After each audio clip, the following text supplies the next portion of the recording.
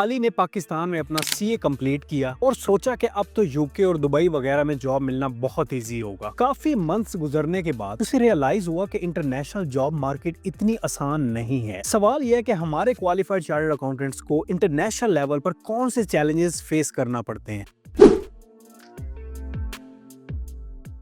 आज के टाइम पर पाकिस्तान में हर स्टूडेंट ये सोचता है कि उसे इंटरनेशनल करियर बनाना है, लेकिन ग्राउंड रियलिटी ये है कि कंपटीशन बहुत टफ है और चैलेंजेस बहुत ज्यादा हैं, जो कि इंशाल्लाह आज की वीडियो में हम डिस्कस करेंगे और ये भी डिस्कस करेंगे कि इनका सोल्यूशन क्या है। पहली बात तो ये समझने वाली है कि सीए पाकिस्तान की वैल्यू हर जगह बराबर नहीं है। आईकैप के एमओयूज यूके, कनाडा, ऑस्ट्रेलिया और गल्फ कंट्रीज के साथ तो हैं, लेकिन यूएसए और यूरोप में ये स्कोप लिमिटेड है। स्टूडेंट्स को लगता है कि CA is equal to international passport, लेकिन ग्राउंड रियलिटी थोड़ी सी डिफरेंट है। सबसे पहला चैलेंज जो कि पाकिस्तानी सीए को फेस करना पड़ता है वो है वर्क एक्सपीरियंस का। ओवरसीज एम्प्लॉयर्स पाकिस्तान के ऑडिट का या इंडस्ट्री का एक्सपीरियंस डायरेक्टली एक्सेप्ट नहीं करते। एसीसीएस सर्वेस के मुताबिक 60% मिडिल ईस्ट के एम्प्लॉयर्स ये प्रेफर करते हैं कि बंदे का या तो फिर वहीं का एक्सपीरियंस हो या फिर बिग 4 ऑडिट फर्म्स का एक्सपीरियंस हो। मतलब अगर पाकिस्तान में आपने मिड टायर फर्म में काम किया है या मिड टायर इंडस्ट्री में काम किया है तो ये इंटरनेशनल एम्प्लॉयर के लिए स्ट्रॉन्ग सिग्नल नहीं है। सो ये मसला बहुत ज्यादा देखने को मिला है। लेकिन सिर्फ एक्सपीरियंस की बात नहीं है, और भी बहुत सी चीजें हैं जो कि मिसिंग होती हैं। जैसे कि इंटरनेशनल मार्केट में सिर्फ टेक्निकल नॉलेज काफी नहीं होता। डिलॉयट की 2021 की रिपोर्ट के मुताबिक 70% रिक्रूटर्स ये प्रेफर करते हैं कि जो बंदा जॉब के लिए अप्लाई कर रहा है उसके कम्युनिकेशन स्किल्स और लीडरशिप स्किल्स बहुत ज्यादा स्ट्रॉन्ग हो। जबकि आप पाकिस्तान में देख सकते हैं कि यहाँ पर ज्यादा फोकस ये करवाया जाता है कि सामने वाला बंदा कितना टेक्निकल साउंड है, क्या वो कंप्लायंस को देख रहा है। बाकी सारी चीजें हम स्किप कर देते हैं, कम्युनिकेशन स्किल्स स्किप कर देते हैं, पर्सनैलिटी ग्रूमिंग को स्किप कर देते हैं। लेकिन इंटरनेशनल लेवल पर जो आप इंटरव्यूज देते हैं वो पर्सनैलिटी ड्रिवन होते हैं, वो आपके कम्युनिकेशन ड्रिवन होते हैं। अच्छा, इसका हरगिज ये मतलब नहीं है कि आपके पास स्किल नहीं होने चाहिए, स्किल होने चाहिए। आपको एक्सेल पर बहुत अच्छा काम आना चाहिए, आपको पावर बीआई का काम आना चाहिए, आजकल डाटा एनालिसिस का दौर है वो काम आना चाहिए, अकाउंटिंग सॉफ्टवेयर्स हैं इन पे स्ट्रॉन्ग ग्रिप होनी चाहिए। लेकिन इन स्किल्स को प्रेजेंट करना है आपकी कम्युनिकेशन ने, आपकी पर्सनैलिटी ने। क्या आपने उस पे काम किया? क्या पाकिस्तान में इस पे काम होता है? ये खुद से सवाल करें, ये अपनी फर्म वालों से सवाल करें, ये अपने वर्क कल्चर से सवाल करें। खैर, इसके बाद एक और इम्पोर्टेंट मसला, वीजा नहीं मिलता। यूके में skilled worker visa sponsor companies बहुत लिमिटेड होती हैं। वहाँ का एम्प्लॉयर ये चाहता है कि उसको ज्यादा कॉस्ट ना बेयर करनी पड़े, ज्यादा पेपर वर्क में ना पड़ना पड़े। इन सब चीजों से बचने के लिए वो सोचते हैं कि क्यों ना हम लोकल बंदा हायर कर लें। सो ये भी एक हर्डल है। रिसेंटली एक और इशू भी देखने को मिला है कि सीए पाकिस्तान किसी डिग्री के इक्विवेलेंट नहीं है, जबकि बाहर जाने के लिए बैचलर डिग्री की जरूरत होती है। अब ये सारा काम आईकैप का है, जो हमारी रेगुलेटरी बॉडी है, कि एचईसी से बात करके हमारी सर्टिफिकेशन को प्रॉपर रिकॉग्निशन दी जाए। सिर्फ ये नोटिफिकेशन काफी नहीं है कि आपका फलां लेवल जैसे सीए इंटर लेवल या फिर आपको सीए फाइनल लेवल उसके इक्वल, हमें प्रॉपर रिकॉग्निशन चाहिए। हाँ, रिसेंटली आईकैप ने एक काम किया था कि बहुत सी यूनिवर्सिटीज के साथ एमओयू साइन किए थे कि जो सीए इंटर स्टूडेंट होगा वो यूनिवर्सिटीज में जाएंगे और वहां पर मजीद 2 साल लगाकर बैचलर की डिग्री ले सकते हैं। लेकिन ये कोई सोल्यूशन नहीं। हम ऑलरेडी इतने टफ सिचुएशन से गुजर रहे होते हैं, हमें मजीद 2 साल नहीं लगाने। हमारा सीए इंटर इस लेवल का है, उसमें इतना नॉलेज डिलीवर किया जाता है, हमें कंप्लीट बैचलर की डिग्री दी जाए। ये आईकैप ने एचईसी से मनवाना है। इंडिया वालों ने तो ये काम किया हुआ है। हाँ, आईकैप की वेबसाइट पर आपको एक और चीज भी देखने को मिलेगी कि complete CA is equivalent to master degree. लेकिन क्या हमें वो डिग्री मिलती है? ये बहुत इंपॉर्टेंट सवाल है। हमें मिलनी चाहिए। अगर कोई स्टूडेंट एचईसी के पास जाए कंप्लीट सीए का सर्टिफिकेट लेकर, तो हमें मास्टर लेवल की डिग्री मिलनी चाहिए और हम उसको कंसीडर करें हर जगह अप्लाई करने में, तो फिर तो कोई मसला नहीं आएगा। लेकिन अगर हमें ये मसले आ रहे हैं इंटरनेशनल लेवल पर या लोकल लेवल पर, तो इसका सोल्यूशन भी आईकैप ने निकालना है। सो ये भी एक मेजर इशू है। इसके बाद आपका इंटरनेशनल एम्प्लॉयर ये भी देखता है कि आप टेक्निकली कितने साउंड है, आपको काम आता भी है या नहीं आता। आया आपको वो इसलिए हायर कर रहे हैं कि पहले काम सिखाएंगे फिर आपको पे करेंगे, यानी आपको सिखाएंगे भी सही और पे भी करेंगे। ऐसा कोई भी एम्प्लॉयर नहीं चाहता। सो आपको टेक्निकली यहीं से साउंड होना पड़ेगा, यहीं पर काम सीख कर जाना पड़ेगा। बल्कि ये सिर्फ इंटरनेशनल लेवल के लिए नहीं है, अगर आप लोकल भी किसी ऑडिट फर्म में या इंडस्ट्री में काम कर रहे हैं तो उनके लिए भी ये बात बहुत इंपॉर्टेंट है कि आपको काम आना चाहिए। जैसा कि मैं पहले गिनवा चुका हूँ कि एक्सेल का नॉलेज है, पावर बीआई है, आईएफआरएस का डिटेल नॉलेज है, अब तो सस्टेनेबिलिटी का पोर्शन भी ऐड कर दिया गया है, ईआरपी सिस्टम्स हैं। सो ये हम पे डिपेंड करता है कि हमने टेक्निकली कितना साउंड होना है। हमें होना पड़ेगा, आपको एवेल्युएट करना पड़ेगा। अगर आप टेक्निकली साउंड है तो ये तो बहुत अच्छी बात है, अगर नहीं है तो काम करने में कोई हर्ज नहीं, आपको ही फायदा है इसमें। अच्छा, इन सारी बातों से क्या हमें ये कंक्लूड करना चाहिए कि सीए का अब्रोड में सक्सेस लेना इतना आसान नहीं है? नहीं, ऐसी बात नहीं है। लोग जाते हैं, हम मिडिल ईस्ट में जाते हैं, सीए पाकिस्तान वालों का अच्छा खासा नंबर मिडिल ईस्ट में है जो कि बड़ी टॉप पोजीशंस पे काम कर रहा है, लेकिन इसके लिए स्ट्रगल करना पड़ती है। कोई काम भी इतना आसान नहीं होता। अगर आपने एसीसीए किया है, सीपीए किया है, सीएफए किया है, सीएमए किया है, वहां पर भी आपको मसले आएंगे, मसले हर जगह पे आने हैं, लेकिन ये आपको पता होनी चाहिए, रियलिटी आपको पता होनी चाहिए। ये सुहाने ख्वाब देखना कि भाई मैं सीए करूंगा तो फौरन बाहर निकल जाऊंगा, ये इतने आसानी से पूरे नहीं होते। खैर अब बात कर लेते हैं ऐसे ऑब्जेक्शंस की जो कि हमें मार्केट से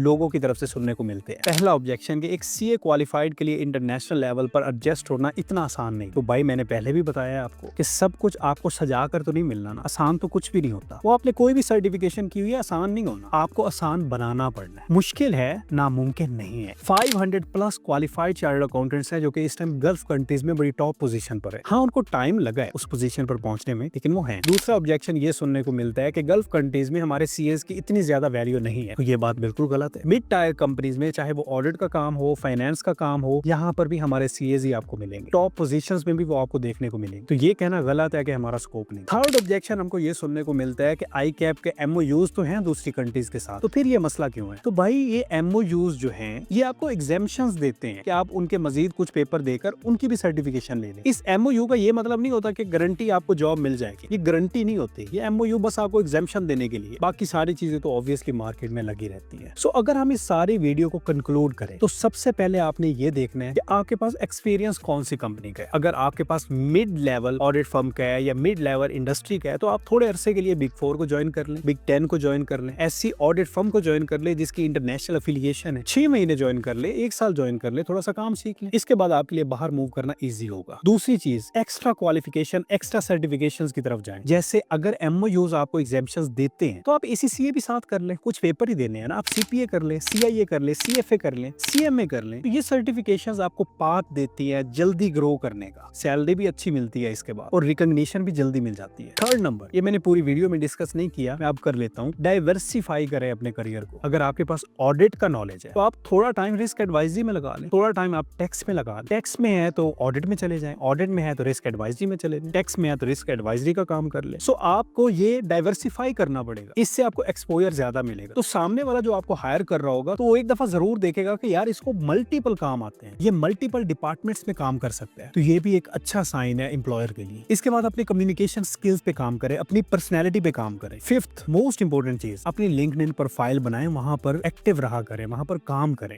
ये बहुत अच्छा जरिया है बाहर निकलने का। रिसेंटली मेरी एक स्टूडेंट से बात हो रही थी, वो इस टाइम आयरलैंड में है। जब मैंने उससे पूछा कि आप कैसे गए तो उसने कहा कि मैं लिंक्डइन से गया, मेरे लिंक्स बने हैं, उनसे बात हुई है, उन्होंने इंटरव्यू के लिए ऑनलाइन मुझे बुलाया, इंटरव्यू दिया है, 1 महीने बाद उन्होंने मुझे यहाँ पर बुला दिया। सो लिंक्डइन फ्री है आपके लिए, ट्राई तो करें, कोशिश तो करें, हिम्मत नहीं हारनी चाहिए मेरे भाई। इसके बाद थोड़ा सा टाइम आप कभी कभी इमिग्रेशन लॉज या वीजा लॉज को जरूर दिया करें कि इस टाइम सिचुएशन क्या चल रही है, क्या आपके लिए अभी जाना साजगार है या नहीं है, तो ये भी आपको देखना पड़ेगा। So yes, internationally globally move करना इतना आसान नहीं है, चैलेंजेस आते हैं। तो मैंने जैसे आपको पहले बताया कि चैलेंजेस तो हर किसी को आते हैं, हर सर्टिफिकेशन वाले को आते हैं, लेकिन इसके सोल्यूशन भी होते हैं। आपको सबसे पहले ये एवेल्युएट करना है कि आप में खामी किस चीज की है, फिर उसके सोल्यूशन पर काम करना है। तो इंशाल्लाह बाकी मदद तो अल्लाह की तरफ से ही होती है। मजीद अगर आपके कुछ क्वेश्चंस हैं तो वीडियो के कमेंट सेक्शन में जरूर पूछे, मैं उनको आंसर करूंगा और मे भी मैं उन पर वीडियो भी बना दूं। इसके अलावा अगर आप इस तरह का कंटेंट देखना चाहते हैं तो इस चैनल को जरूर फॉलो करें, इससे भी अच्छा कंटेंट आपको देखने को मिलेगा। तो अपना बहुत ज्यादा ख्याल रखिएगा, मिलते हैं किसी और वीडियो में, तब तक के लिए खुदा हाफिज।